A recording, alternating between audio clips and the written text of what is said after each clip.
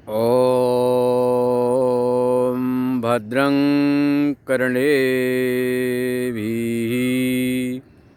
शृणुयामे देवाः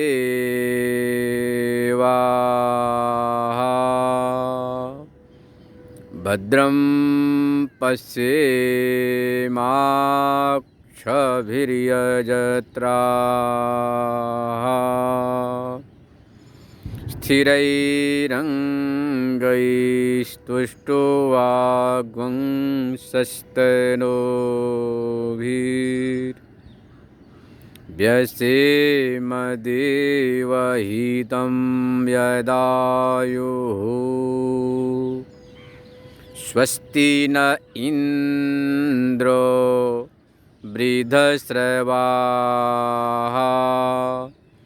स्वस्ति नः पूषा विश्ववेदाः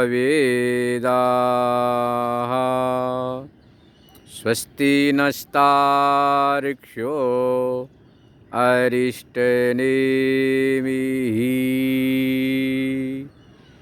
स्वस्ति नो बृहस्पतिर्दधातु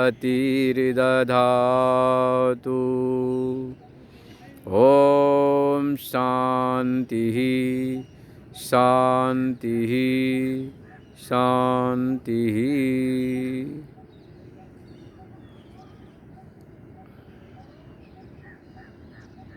पतित पावनी कलुष भंगिनी माँ गंगा के तट पर बैठकर आप सभी लोग सत्संग श्रवण कर रहे हैं। बड़ा ही भाग्य। परम पूज्य ब्रह्मलीना स्वामी अखंडानंद जी महाराज श्री कहा करते थे, गंगा साक्षात ब्रह्म का द्रव रूप है। पर यह बात तो हमें साक्षात अनुभव में बचपन से आ रही। गंगा साक्षात ब्रह्म की द्रव रूपा है। द्रव मतलब तरल रूप है। देखो, दुनिया का कोई भी जल हो, एक हफ्ते के अंदर उसमें दूषण आ जाता है, पर वर्षों तक गंगा जल रखो, एक कीड़े तक नहीं पड़ते। यह वैशिष्ट्य वह ब्रह्म के द्रव रूप में ही संभव है। तो आप पतित पावनी कलुष भंगिनी माँ गंगा के तट पर बैठकर सत्संग श्रवण कर रहे हैं। आप आधुनिक संसाधनों के द्वारा घर बैठे इस सत्संग का लाभ उठा रहे हैं। वास्तव में आधुनिक संयंत्रों का यही लाभ है कि आप घर बैठे सत्संग स्वाध्याय का लाभ उठाएं। सदुपयोग इसका है। तो मनुष्य जीवन अत्यंत ही दुर्लभ है। 84 लाख योनियों में मात्र एक मनुष्य योनि ही ऐसी योनि है जिसे हम कहते हैं पुरुषार्थ योनि। जिस योनि को शरीर को प्राप्त करने के लिए देवता भी तरसते हैं। देव योनि भोग योनि है।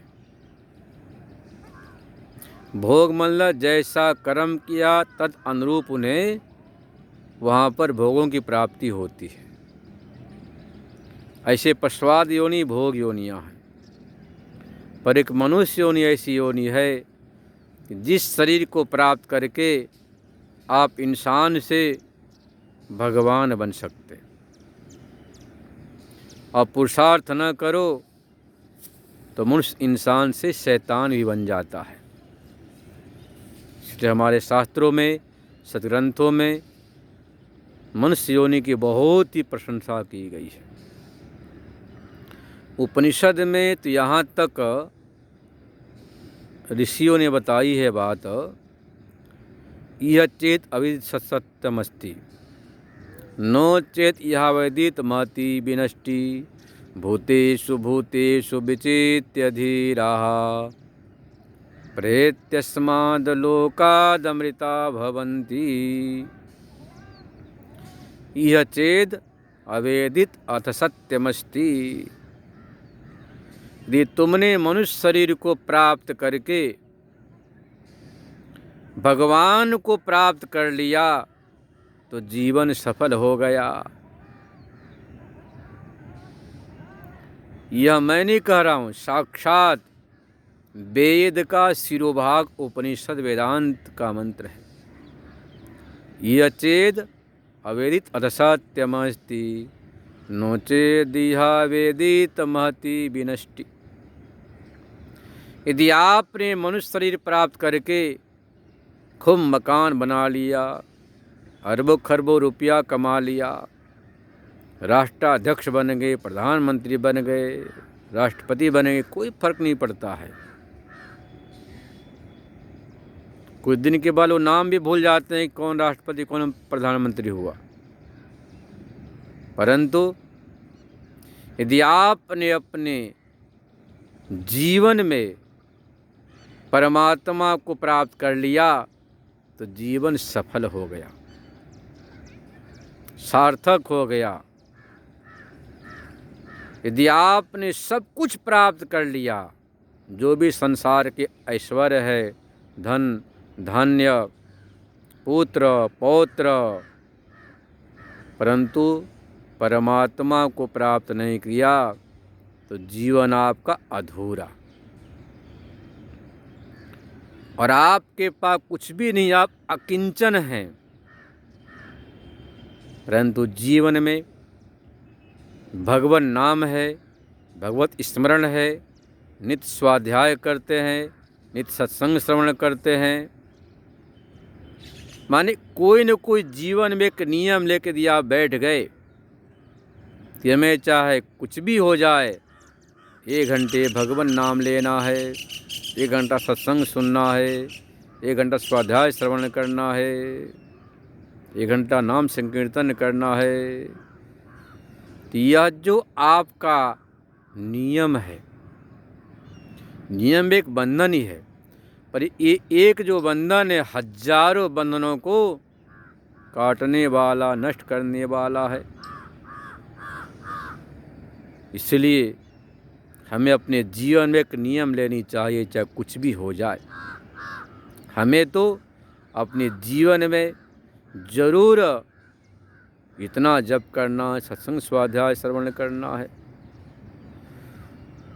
जैसे एक एक बूंद से तालाब भरता है, ऐसे ही धीरे धीरे जो आपका एक एक माला है 100 वर्ष की आयु तक हजारों लाखों की संख्या में हो जाएगा। जैसे एक धागे से हाथी नहीं बनता है, और उन्हीं हजारों धागों से रस्सी बनाने पर हाथी को बांध लो। ऐसे ही थोड़ा थोड़ा यदि आप समय निकाल कर भगवान नाम जप करते हैं, संकीर्तन करते हैं, स्वाध्याय सत्संग सुनते हैं, वही एक दिन इतना अधिक उसका संचय हो जाता है कि संसार सागर से पार करके परमात्मा को मिलने का साधन बन जाता है। इसलिए प्रमाद नहीं करना चाहिए। प्रमाद क्या है? प्रमादम व मृत्यु, मौत का साक्षात स्वरूप प्रमाद है। प्रमाद बोलते हैं आज नहीं कल करूँगा, कल नहीं परसों, अभी जल्दी क्या, इसका नाम प्रमाद है। तो शुभ काम को टालने का नाम प्रमाद है। इसी को सनत कुमार जी ने कहा प्रमादम वै मृत्यु। शुभ काम में देर नहीं करना चाहिए और अशुभ में जल्दबाजी नहीं, विचार करना चाहिए। पर होता क्या है, दुनिया काम के लिए समय नहीं मिल जाता है, पर भगवान नाम सत्कर्म जो आपके साथ हमेशा रहने वाला है, भगवान नाम, भगवान। देखो आप अपने आप को कभी अपने से अलग नहीं कर सकते, आप कभी भी अपने आप को अलग नहीं कर सकते। उसी आपका नाम तो आत्मा परमात्मा है। सुषुप्ति में आप चले जाते हैं कुछ भी भान नहीं होता है, शरीर का ये भान नहीं होता है, न मकान दुकान का, न मित्र का, शत्रु का, न मौत्र का। शत्रु मित्र मकान दुकान, यहाँ तक सबसे लाडला प्यारा जो शरीर, इसका ये भान नहीं होता, स्मरण नहीं होता, स्मृति नहीं होती है, ज्ञान नहीं होता। उस समय भी मैं का भान बना रहता है। आप जगते ही कहते हैं सुखपूर्वक सोया, कुछ भी नहीं जाना, बड़ा आनंद आया, पता नहीं कैसे 8 घंटे निकल गए, तो मैं उसमें भी रहा। ये जो मैं है, इसी स्वरूप को जानने का नाम आत्मज्ञान है। जिस प्रकार हमारे आँख में काजल, अंजन जो काजल लगाते थे पुराने ज़माने में, सारे रोगों को दूर करने वाली अंजन काजल होता था। पर काजल इतना नज़दीक है कि आप देख नहीं पाते हैं। ऐसे आपके अपनी आपा, अपना स्वरूप होने से सब कुछ तो दिखाई पड़ता है, सुनाई पड़ता, समझ में आता, पर वह समझ में नहीं आता। इसलिए विद्वानों ने कहा, यदि आपने अपने जीवन में भगवान का साक्षात्कार कर लिया, आत्म साक्षात्कार कर लिया, तो जीवन सफल। भले ही आप अकिंचन हैं, कुछ भी आपके पास नहीं, पर सब कुछ है। और यदि आपने अपने जीवन में आत्मा का साक्षात्कार नहीं किया, तो सब बेकार, महती विनष्टि का आपको अनंत योनियों में भटकना पड़ेगा। अब वो कहाँ है? का भूतेषु भूतेषु विचित्य धीराः प्रेत्यस्मादलोकादमृता भवन्ति। प्रत्येक प्राणी अमृत मतलब मरना नहीं चाहते हैं। आप बोलते डॉक्टर साहब बचा लो, चाहे लाखों रुपया खर्च हो जाए, कोई फर्क नहीं पड़ता, एक बार बचा लो। मतलब आप मरना नहीं चाहते, तो अमृत कैसे होंगे? कहते भूतेषु भूतेषु विचित्य धीराः। प्रत्येक भूत प्राणी में जो आत्मा है, आत्म ज्योति है, उसको यदि आपने अनुभव कर लिया कि मरने के बाद अमृता भवन्ति, आप अमृत स्वरूप को उपलब्ध हो जाते हैं। इसलिए हमें उस लक्ष्य तक पहुँचने के लिए जो साधन है, साधन क्या है? उसका स्मरण, स्वाध्याय, सत्संग। तो समय निकालो 24 घंटे में 1 घंटा, और सत्संग स्वाध्याय जरूर सुनो, समझ में आए या ना आए। संस्कार तो पड़ता ही है। ये संस्कार अंत में आपको परमात्मा से मिलने का साधन बन जाता है। तो प्रारंभ में भले ही सत्संग समझ में ना आए, पर धीरे धीरे धीरे संस्कार पड़ता है। संस्कार के बाद बात समझ में आने लग जाती, समझने के बाद अनुभव में आने लग जाता है। तो सत्संग ही साधन है परमात्मा से मिलने का। शेष कल विचार करेंगे। ओम शांति शांति शांति।